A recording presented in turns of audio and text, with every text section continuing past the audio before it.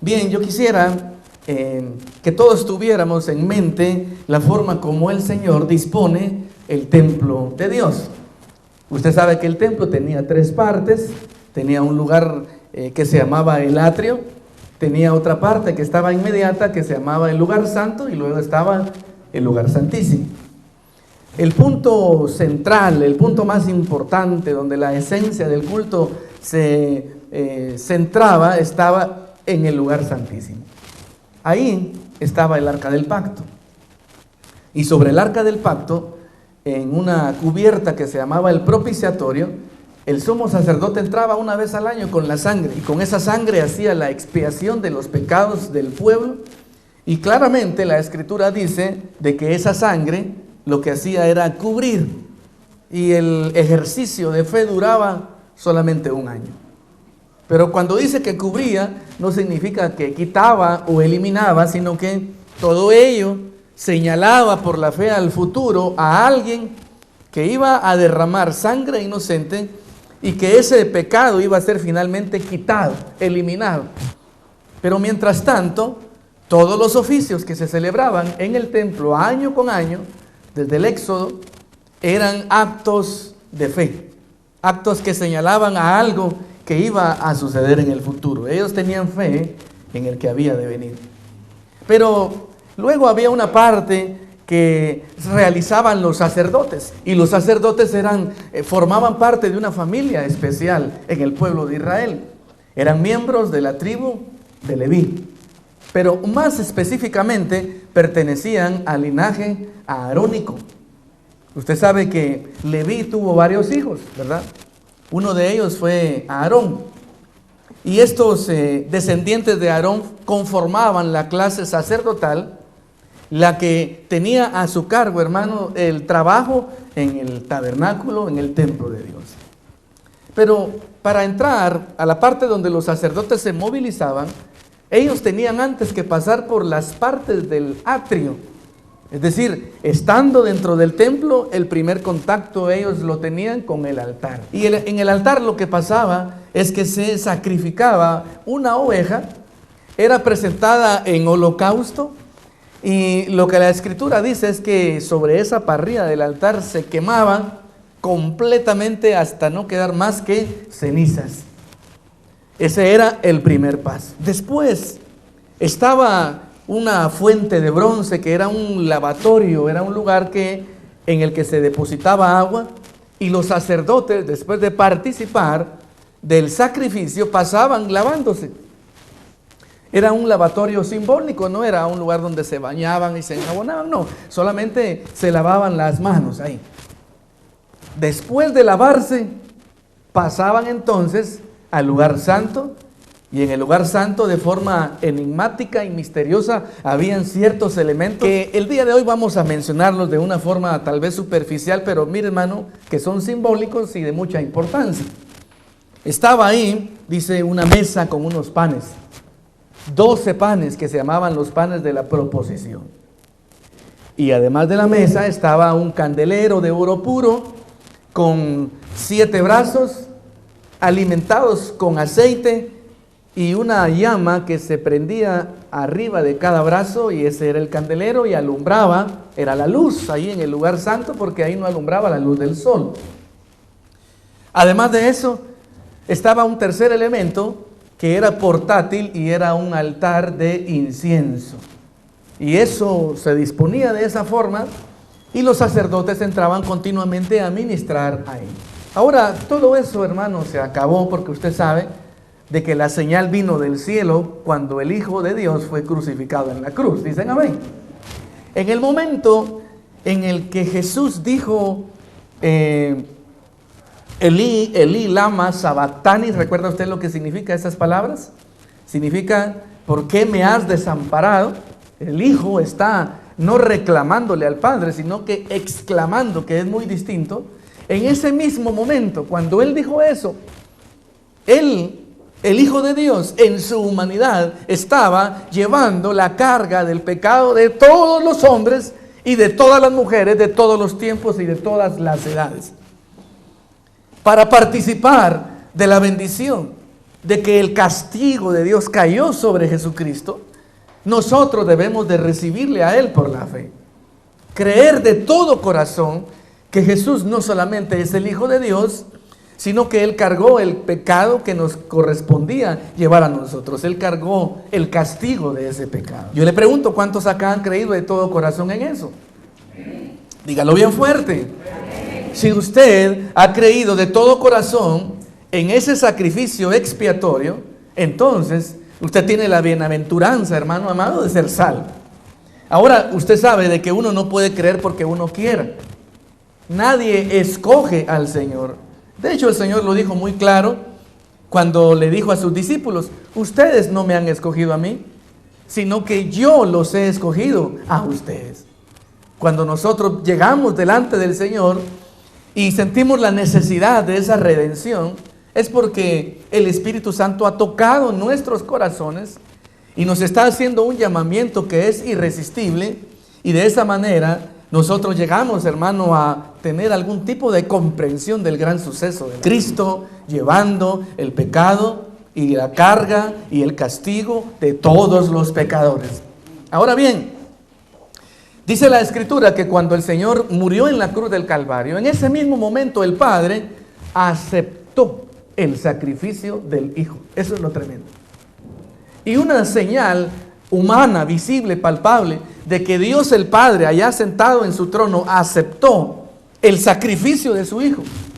Es decir, que le pareció correcto de que alguien muriera en lugar suyo y que llevara su condenación. Fue el hecho de que en ese mismo instante, en el templo de Dios, dice que hubo un gran terremoto. Y después de ese movimiento telúrico, entonces dice que el velo del templo se rasgó de arriba hacia abajo.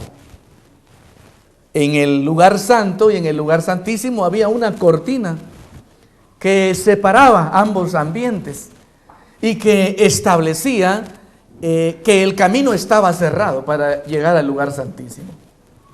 La gente no conocía lo que pasaba ahí adentro y podían tener contacto únicamente por los oficios que hacía el sacerdote. Pero cuando Cristo murió en la cruz, el velo se rasgó de arriba hacia abajo, y eso implica varias cosas. La primera es que no fue iniciativa del hombre.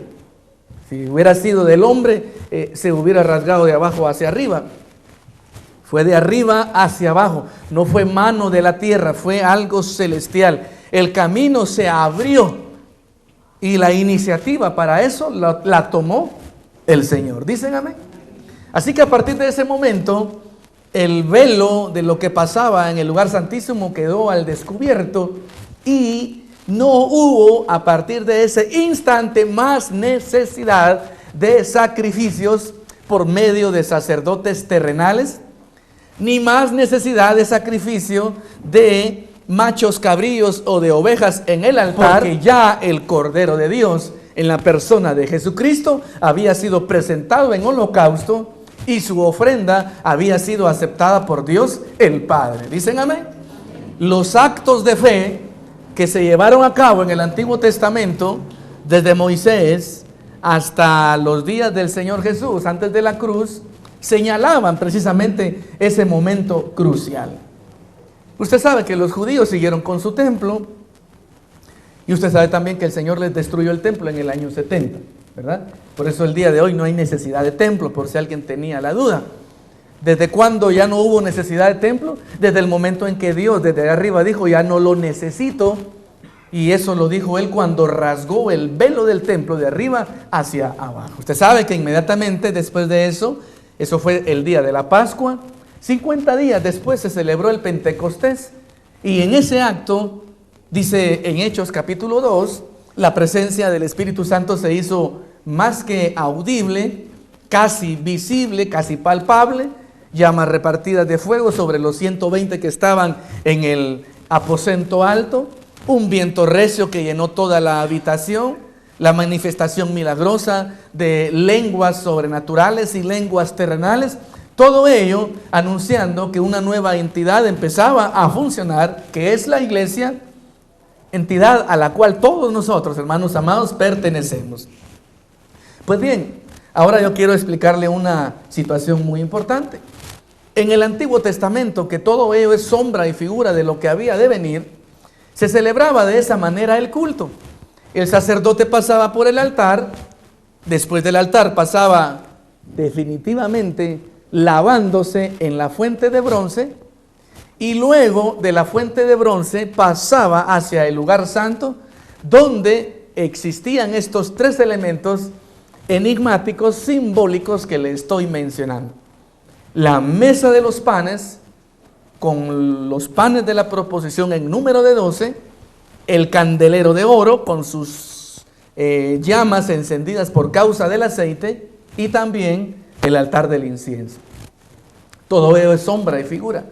Todo eso representa para nosotros algo muy importante. Ahora yo quiero decirle que Dios a todos los cristianos nos ha dado una función que realizar. Cada uno de nosotros, hermano, tenemos un papel particular, específico que desarrollar dentro de la iglesia. Dice la Biblia que Él a cada uno le ha dado un don, a cada uno le ha dado una facultad, a cada uno le ha entregado una habilidad específica, la cual dice debe de poner a funcionar dentro de la iglesia, en el orden mismo de la iglesia. Por eso vemos en la iglesia nosotros aquí funcionar los dones de los hermanos que tocan la música. Son dones, hermano, que el Señor les ha entregado. También podemos ver a los hermanos que dirigen y que cantan. Esos dones Él se los ha entregado, y ellos hacen muy bien en ponerlos a funcionar dentro de la iglesia. Ahora, no que nosotros seamos perfectos poniéndolos a funcionar, cada vez tenemos que ser, hermanos, más eficaces y más excelentes, haciéndolo cada vez de una mejor manera, y lo digo dentro del orden de la palabra de Dios. No solamente ejecutándolo y llevándolo a cabo con brillantez y con excelencia, sino que también dentro de la estructura, dentro de la sujeción y dentro de la obediencia. Pero además de estos dones que vemos aquí funcionar los viernes y los domingos, también hay dones de predicación. Los pastores tenemos, hermano, el don de la predicación. Y también dice la Biblia, el don de la enseñanza. Tenemos que poder tener la capacidad de trasladar los conceptos bíblicos para que el pueblo los pueda comprender y los pueda asimilar. Hay también dones de enseñanza repartidos a las hermanas que les enseñan a los niños una lección los domingos. Ellas tienen que trasladar, y el Señor les está ayudando, y conforme lo practican y lo hacen, cada vez ese don se va mejorando y se va perfeccionando. Pero la Biblia habla de muchos dones y dice que son de una manifestación diversa, ¿verdad? Hay dones de profecía. Aquí en la iglesia hay hermanos y hermanas que tienen don de profecía, y esos dones tienen que estar funcionando en la iglesia. Hay dones de interpretación de lenguas, hay dones de milagros, hay dones de fe, hay dones de sanidad. Todos estos dones funcionan en la iglesia, y lo digo aquí muy claramente, no solamente a la hora del culto, ¿verdad? Tienen que funcionar en los diferentes tipos de actividades y de relaciones, hermano, que tiene la iglesia. Ahora, todos esos dones y todos esos trabajos que son diversos, usted sabe que también habla la Biblia de dones de presidir. Dentro de nosotros hay personas que pudieran tener algún tipo de liderazgo. Hermano, pues estas personas tienen que de alguna forma trabajar como coordinadores, como encargados de un área. También dice la Biblia que hay dones de repartir. Hay personas dentro de la iglesia a quienes el Señor les ha dado de forma abundante, para que puedan, hermano, distribuir y puedan repartir. Y ese fue el caso de José. Usted sabe, a quien se le puso por nombre, los apóstoles le llamaron hijo de consolación. ¿Cuál es el nombre de él? Bernabé, gracias. Bernabé, ¿verdad? Bernabé parece que era un hombre que tenía bienes. Y entonces venía Bernabé y lo que hacía era vender sus posesiones y traer el precio de la venta de sus propiedades a los pies de los apóstoles para que ellos dispusieran, hermano, qué se iba a hacer con todo ello. Vaya a ver si la iglesia no tenía necesidad de finanzas en aquel tiempo. ¿Quién iba a pagar los viajes del apóstol Pablo, hermano, que se iba por todo el mundo conocido de aquel entonces? Aunque por supuesto usted sabe que Pablo trabajaba haciendo carpas, la iglesia tiene necesidades financieras y económicas Y Dios ha proveído a miembros de la iglesia para que satisfagan esas necesidades. Esos son dones que el Señor ha entregado. Y bueno, mire hermano, hay muchas más manifestaciones de esos dones. ¿Quiénes tienen dones del Señor aquí? Todos tienen que levantar la mano, hermano. Todos. Dice, a cada uno se le ha entregado un don en particular. ¿Y por qué tiene dones usted? ¿Sabe por qué razón? Porque dice la Biblia que como los sacerdotes se vestían en el Antiguo Testamento, así también Él a nosotros nos ha vestido de honra y de hermosura. ¿Cómo era el atuendo del sacerdote en el Antiguo Testamento? Bueno, dice la Biblia que tenía un turbante muy elegante. Tenía también, hermano, una inscripción grabada en oro aquí encima del turbante en la parte de la frente. Se vestía de azul en ciertas partes, una túnica muy especial, muy elegante, muy esplendorosa. Usaba también un pectoral, un efod de lino y ciertas joyas engastadas que se colocaban aquí en la parte del pecho y también aquí en la parte de los hombros. La palabra hebrea que se utiliza para designar al sacerdote es la palabra Cohen.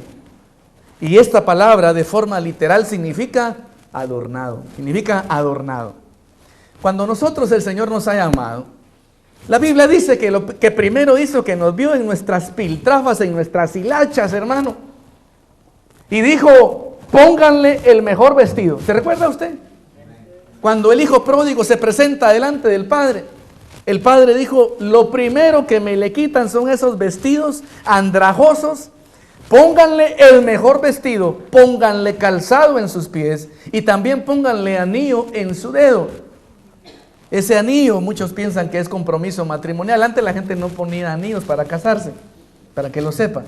El anillo no significa un anuncio de una boda o algo así. Eso es ahora. Cuando los jóvenes se comprometen, le llevan a ella, ¿verdad?, a un buen restaurante y ahí hasta se ponen de rodillas. Ojalá que lo hicieran ya casados, ¿verdad? Se ponen de rodillas como niños necesitados y hasta lloran y le sacan el anillo, ¿verdad? Y ella hace como que no sabía a qué iba y llora también, ¿verdad? Bueno, y entonces ese anillo significa un compromiso, pero eso es moderno, hermano. Antes el anillo era autoridad. Los reyes tenían su anillo y con ese anillo sellaban los edictos y sellaban los decretos. Y media vez lo sellaban, eso era palabra que no tenía forma de contradecirse ni de romperse. Era ni más ni menos una ley. Cuando el padre le dice al hijo pródigo que le pongan anillo al dedo, ¿sabe qué le está entregando? Autoridad.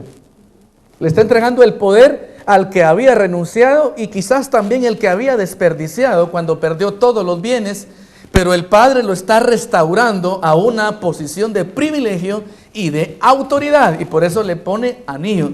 Pero el punto que quiero recalcar es que el Padre le dice, pónganle el mejor vestido. Amén. Y entonces usted empieza a caminar en su vida cristiana, en el camino del Señor, con nuevos vestidos. De acuerdo a lo que la Biblia enseña, esos vestidos que recibimos usted y yo cuando venimos a Cristo son ropas también sacerdotales. Porque dice la Biblia, y eso está ahí, Víctor sabe bien ese versículo, ¿verdad? Primera de Pedro.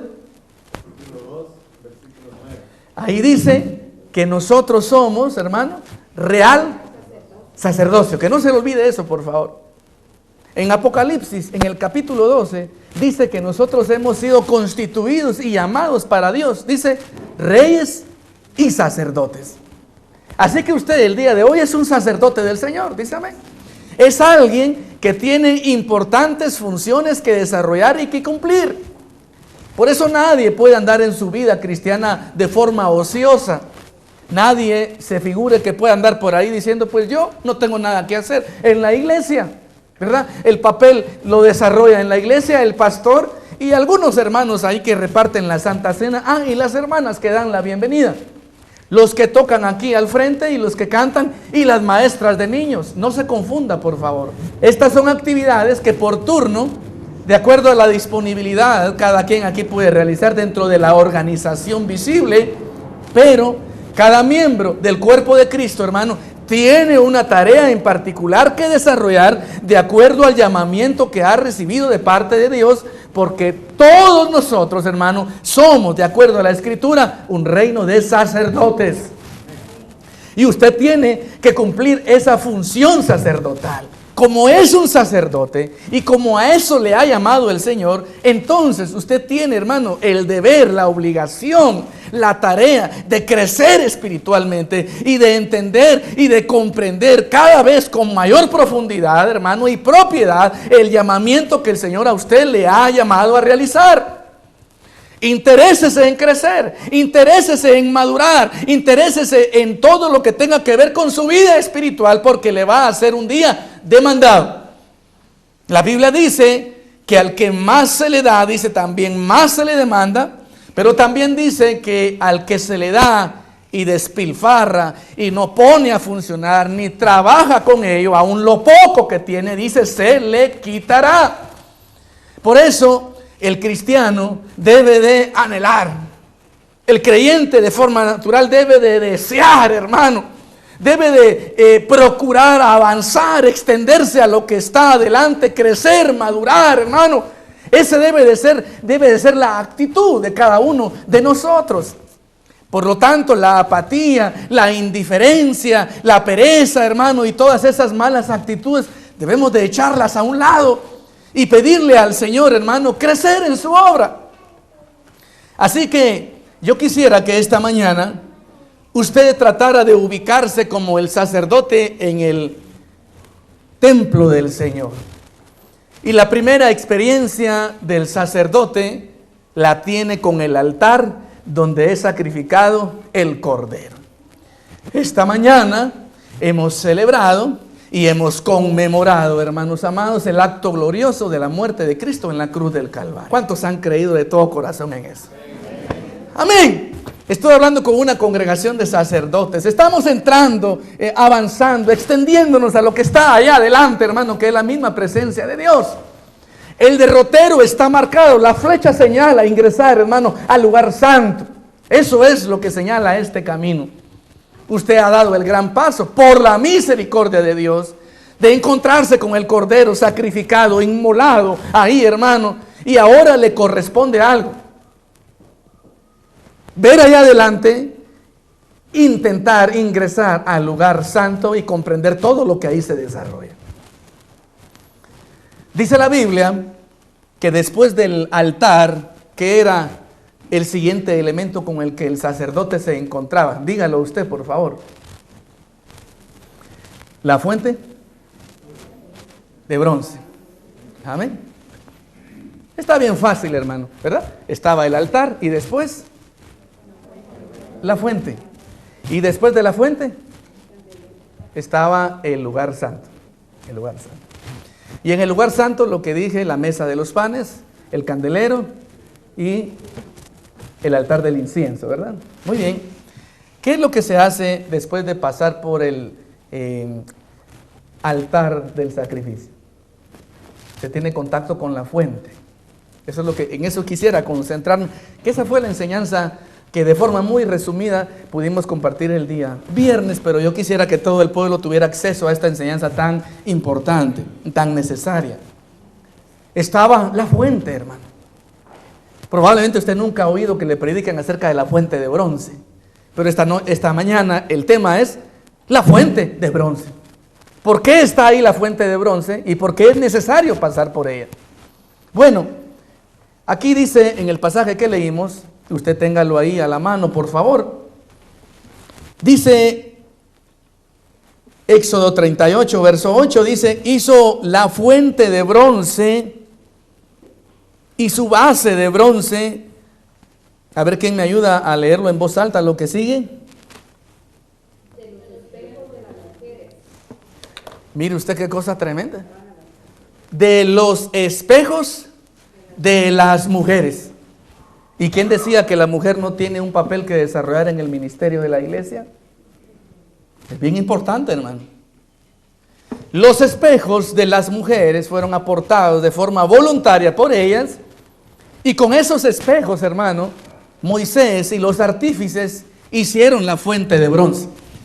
Usted sabe que la tecnología de este tiempo no había permitido que todavía del mercurio y de otros químicos se pudieran pegar detrás de un vidrio y hubiera un espejo, ¿verdad? Eso no existía en ese tiempo.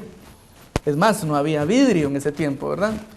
Existía de forma natural en piedras, pero una plancha de vidrio no existía. Eso es algo moderno. Los espejos antes se hacían de una forma muy distinta. Era de bronce bruñido. O sea, pulían el metal. De tal forma que los espejos de las mujeres eran una latita, ¿verdad? Y como brillaba tanto y estaba bruñido y casi perfectamente liso, ellas podían verse ahí, ¿verdad? Y entonces era un metal pulido, los espejos, así era antes. Entonces hubo necesidad de la fuente de bronce. ¿Y por qué no recurrieron a otra cosa, hermano? ¿Por qué no recurrieron a otro elemento? Todo esto es simbólico de los espejos, hermano. Y de esos espejos hicieron, hermano, la fuente de bronce. Yo quiero decirle algo. El ministerio de la mujer en la iglesia es bien importante. Solo hay que tener cuidado de que se haga conforme al modelo de la Biblia. La Biblia enseña de que la mujer no debe de presidir la reunión donde están los varones. Así como el hombre en su casa es la cabeza del hogar, en la casa no preside, hermano, la mujer, por favor, no nos confundamos. Tiene que presidir el varón, por supuesto, no en medio de una dictadura ni tampoco de una oligarquía. Tiene que ser en consenso, de la misma forma, en la congregación, que es una réplica a gran escala de una casa chiquita, de un hogar, hermanos amados, son los varones los que tienen que presidir. Pero eso no quiere decir que la mujer no pueda participar. Dentro de ese orden y dentro de ese esquema, hermano, la mujer puede participar en la obra del Señor. Por eso aquí las hermanas están cantando y las hermanas pudieran hacer lo que hace nuestro hermano también, Alexis. Ellas podrían también dirigir, pero tienen que prepararse para poder hacerlo. La puerta está abierta, hermanas. Ustedes pueden pasar aquí, tomar el micrófono y dirigir las alabanzas. Y en algún momento, por supuesto, también dar alguna enseñanza. Usted sabe que algunas jóvenes han pasado aquí en medio nuestro a dar alguna enseñanza, que lo que estamos diciendo, estamos practicándolo. Quizás lo deberíamos de hacer con mayor celeridad, hermanas. Prepárense, el Señor las quiere utilizar. Mayormente en una reunión de damas, las hermanas pueden presidir la reunión, ¿verdad? Por supuesto, estando bajo la sujeción y la autoridad de un pastor, de su congregación, de su iglesia. Bien, ahora vayamos al punto por qué de los espejos se hizo la fuente de bronce. Y para eso yo quisiera que buscáramos en el Nuevo Testamento, por favor, un pasaje muy ilustrativo.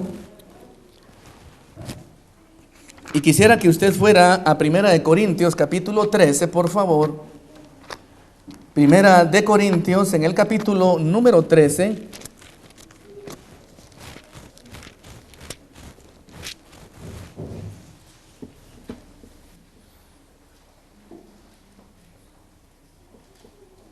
A partir del verso número 9, por favor.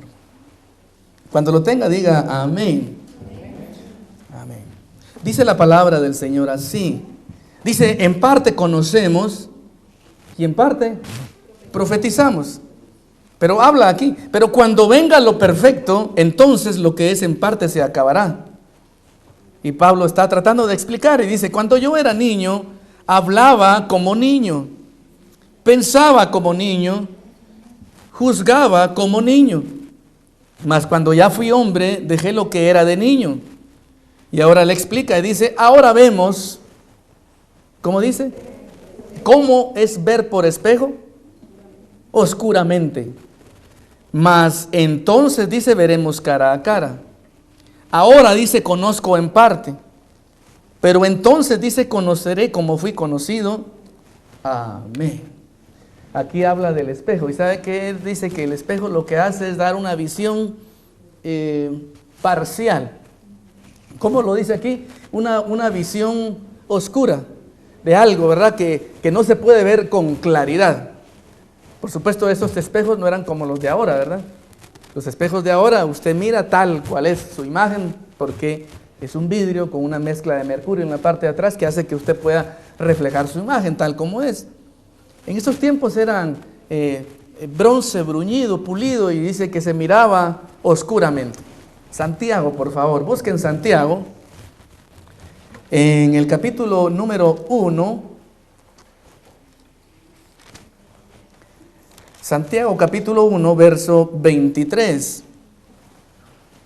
Ahí dice, porque si alguno es oidor de la palabra, dice, Santiago 1, 23, si alguno es oidor, pero no hacedor, le compararé al hombre, dice, que considera en un espejo su rostro natural. Porque él se considera a sí mismo, dice, y se va. Y luego olvida cómo era.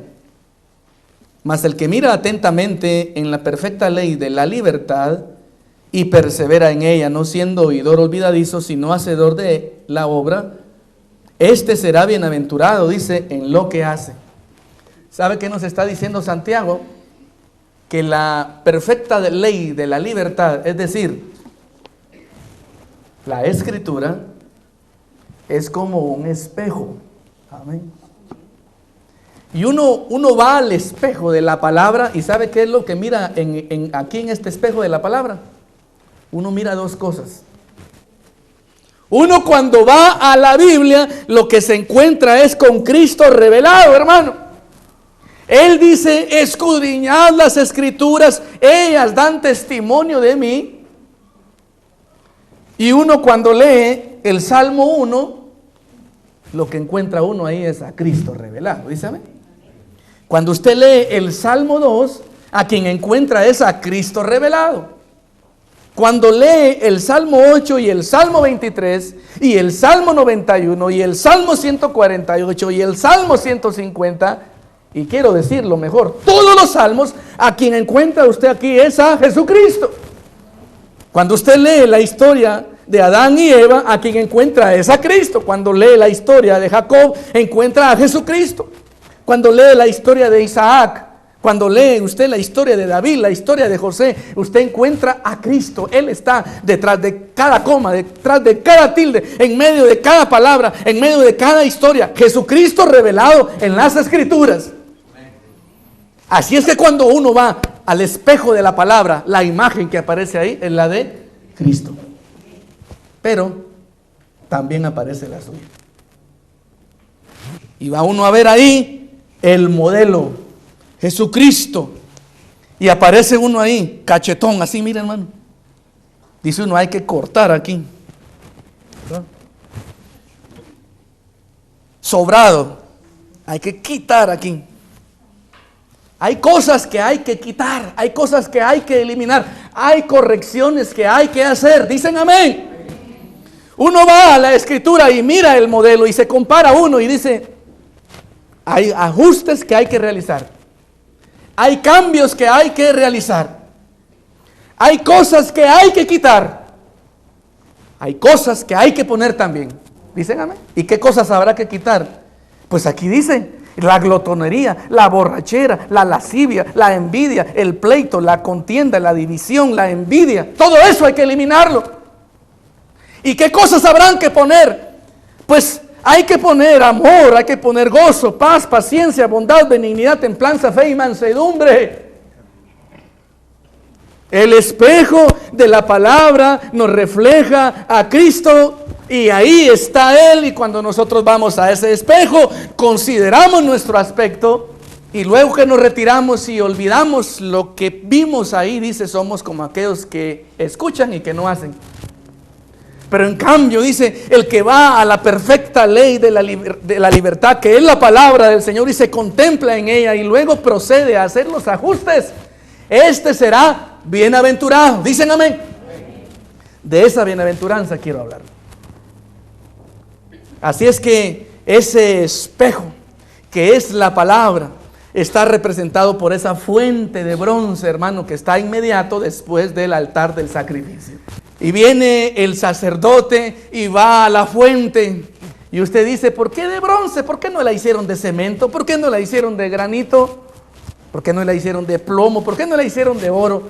Tenía que ser de bronce. Porque el sacerdote iba ahí y ¿sabe qué era lo que hacía? Se acercaba a la fuente y ¿qué cree que era lo que miraba? A él mismo.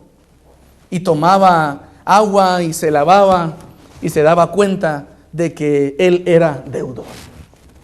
Se daba cuenta de que había que hacer ajustes. Se daba cuenta, hermano, que quizás su imagen no coincidía con las demandas, hermano, que la misma Escritura le hacía. Así es que la fuente de bronce representa ni más ni menos acudir a las Escrituras. Es un ir a la palabra. Y es un atender a sus demandas, a sus petitorios, hermano, a sus exigencias. A nosotros de nada nos sirve participar de la buena doctrina, oír la predicación, escuchar la enseñanza de las Escrituras, si a todo ello nosotros no aplicamos un pequeño factor humano que se llama esfuerzo y valentía. Por eso la exhortación que está en Josué capítulo 1 verso 9 es tan importante, hermano. Es tan importante y crucial. Ahí dice: mira que te mando, dígalo por favor toda la iglesia, que te esfuerces, que dice, y seas valiente, dice. ¿Por qué que te esfuerces y seas valiente? Porque Pablo también se lo dice a Timoteo: esfuérzate en la gracia. Las demandas de la palabra deben de ser satisfechas y eso amerita entrega, eso amerita sacrificio, eso amerita disciplina. Eso amerita, hermano, ¿sabe una cosa? Tomar uno su cruz cada día y seguirle a Él. Eso amerita uno negarse a sí mismo. Y eso es el encuentro con la fuente de bronce. Parece como que es gratis. Parece como que la fuente de bronce está puesta ahí, que fácilmente puede ser hecha a un lado. Momentito, no se puede ni se debe. El que no pase por la fuente no puede entrar al lugar santo. Busque el Salmo 24, por favor. Busque el Salmo 24. En el verso 3, este versículo muy importante. ¿Cómo me gustaría que este día, tal vez Julio y se ponen de acuerdo para cantarla a la administración? Creo que lo han de saber este himno. Ahorita lo van a ver. Salmo 24, verso 3. Dice, oiga, ¿quién subirá al monte de Jehová? ¿Y quién entrará, dice, en su lugar santo? ¿Ya lo ve usted? Habla, ¿quién entrará a ese lugar santo? Dice, aquí da la respuesta: limpio de manos y puro de corazón, dice. El que no ha elevado su alma a cosas vanas, ni ha jurado con engaño, este recibirá la bendición de Jehová y justicia del Dios de salvación. Este será, dice Santiago, bienaventurado. Dice amén. ¿Quién? El que yendo al espejo de la palabra considera su aspecto y al retirarse no lo olvida, sino que viene y hace los cambios que tiene que hacer. Dicen amén. ¿Sabe cómo se llama eso? Eso se llama discernir el cuerpo de Cristo. Ese es el mismísimo examen al que el día de hoy la dignidad de la Santa Cena demanda de nosotros. Considere, haga ajustes, haga las correcciones del caso, y le voy a decir una cosa: eso le va a permitir a usted, como dice aquí, entrar al santuario del Señor. Ahí está el lugar santo, hermano. Parece que cualquiera puede entrar. Se pasa rigurosamente primero por el altar del sacrificio. ¿Cuántos han creído en Cristo acá, hermanos? Ahora mire pues, le digo, sea valiente y vaya a la fuente de bronce. Ahí la tiene usted en su mano. Vaya a la fuente, amén. Ya ve usted cómo fue hecha la fuente, de purititos espejos. ¿Sabe por qué? Porque es necesario que usted aquí mire su aspecto, el reflejo de lo que hay aquí. Aquí se mira a Jesucristo y encima de esa imagen, hermano, la suya. ¿Cuánto le falta a usted para parecerse a Él? De eso se trata la operatoria de ir a la fuente de bronce. Dicho sea de paso, eso tiene infinidad de aplicaciones. Cuando uno va a la fuente y el contacto con el agua, ¿sabe qué hace? Elimina la suciedad. Toda esa contaminación que traemos, hermano, del mundo. Porque todos los días, hermano, tenemos esa experiencia en los trabajos, en el vecindario, hermano. Los medios de comunicación se encargan de alterar nuestra paz, hermano. Cuánta cosa vemos que sucede, que hace la gente allá afuera, Todo eso es nocivo para que el don de Dios fructifique en el corazón. En cierta manera, por eso es que la iglesia debe de reunirse constantemente, a lo mínimo, hermano, una vez por semana, para que el discurso de la palabra del Señor haga ese efecto de limpieza y de refresco en nuestra vida. Mire usted qué calor el que hay el día de hoy. ¿Qué pasaría si usted no tuviera agua en su casa para irse a echar una bañadita hoy que llegue después del servicio? Si usted no tuviera bebida, hermano, para hidratarse. Ese es el efecto de la palabra en nuestro ser. No solamente refresca, sino que también limpia. También, hermano, rejuvenece. Y también, hermano, sensibiliza. Todo ello, elemento primordial, necesario para dar el siguiente paso y extendernos a lo que está adelante. ¿Qué está adelante? La experiencia del lugar santo. Y en el lugar santo le espera a usted, sacerdote del Señor, la experiencia de toparse con los panes de la proposición, que como explicaba el día anterior, es ni más ni menos que la repartición multiforme de Cristo satisfaciendo todas las necesidades que pudieran haber. No aparece solo un pan, aparecen 12 porciones que representan la satisfacción de la múltiple y plena necesidad del pueblo de Dios. Cristo satisface todas sus carencias, dice amén. Toda su pobreza, Cristo la satisface y la llena. Por eso dice la Biblia que en Él nosotros estamos completos, porque Él es la cabeza de todo principado y de toda potestad. En estos días de canciones y de ofertas de demagogia y de ofrecimientos vanos y ridículos, hermano, usted diga, Cristo es mi Salvador, porque solo Cristo salva. Dicen amén. De todas maneras, hermano, cumplamos con toda justicia. Y vamos el otro domingo a votar. Los que puedan votar, vayan, hermano, háganlo, dando cumplimiento a un deber cívico, pero entendiendo que solamente Cristo salva. Amén. Bueno, hermano, y luego está el candelero de oro, que representan las funciones exquisitas del ministerio de la iglesia. Y también está el altar, hermano, del incienso, que representa la intercesión, la oración y la alabanza.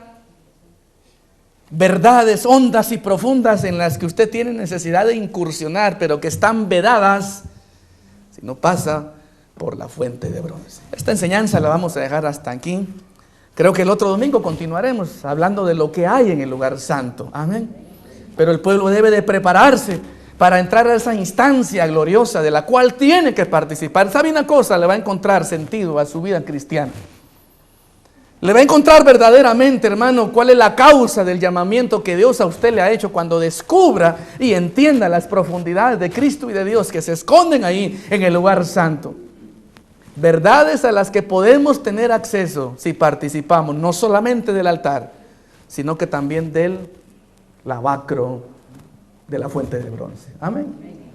Cierre sus ojos un momento, por favor, y vamos esta mañana, antes que nada, mire, a darle gracias porque hemos participado de esta salvación tan grande. Esto nunca hay que olvidarlo, hermano. Usted dele gracias a Dios antes de darle gracias por los bienes y por las bendiciones que son añadiduras que han venido. No olvide el hecho básico. La esencia, hermano, de esta adoración viene por el evento magnífico que se celebró en la cruz del Calvario, donde el Padre aceptó el sacrificio, de donde viene y emana la vida para todos nosotros. Eso es algo que no hay que olvidar y hay que tenerlo presente todo el tiempo. Pero ahora, además, dígale, Señor, te pido que me ayudes a ir a la fuente de bronce. Ahí, Señor, donde hay un espejo gigante. Ahí donde yo puedo ver mi aspecto y mi realidad. Ahí donde también puedo contemplar el modelo que es Jesucristo. Y haga los cambios. Y haga los ajustes necesarios. Porque luego lo que viene es entrar al lugar santo. Donde es seguro que usted va a tener comprensión y entendimiento. Óigame, de la grandeza del ministerio que el Señor ha entregado en sus manos. Estoy hablando con gente que está llamada al sacerdocio. Estoy hablando con gente que tiene dones del Espíritu. Estoy hablando con hombres y mujeres que han tenido la experiencia de nacer de nuevo, de escuchar la voz del que llama, que ahora te conduce y te dirige al examen, al análisis, a la lectura de la Escritura, a la consideración de tus pasos, mediante la actitud reflexiva de oír la predicación y de escuchar la enseñanza del Espíritu.